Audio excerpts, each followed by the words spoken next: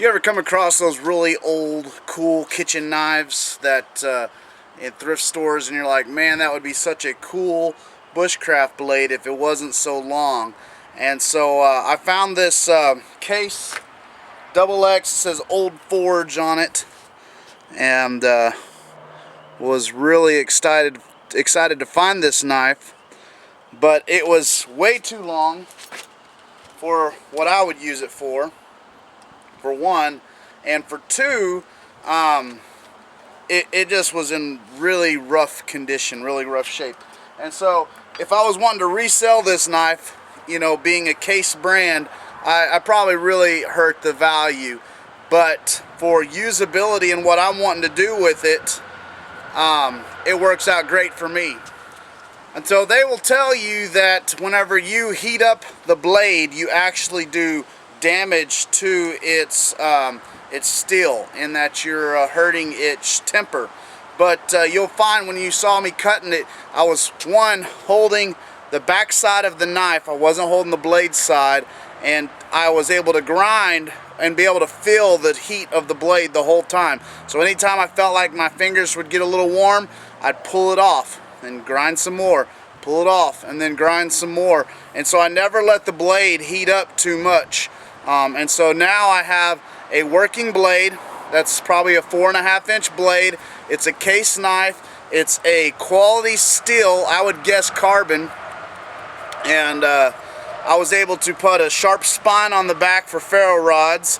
And now I have a usable working bush knife that I can take out into the woods and actually be able to utilize it to the fullest of my abilities and what I want to do with the knife.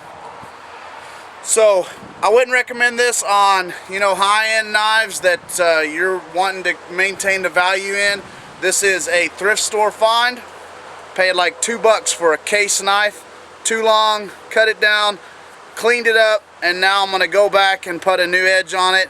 Probably about a 17-degree edge on it, and then all I have to do is get me a case for it, so, or a case or a sheath. So once again, this great little Bushcraft tip. Find you the thrift store knives. Even if it's too long, you know, you got a Dremel kit, cut it down, make something useful out of it.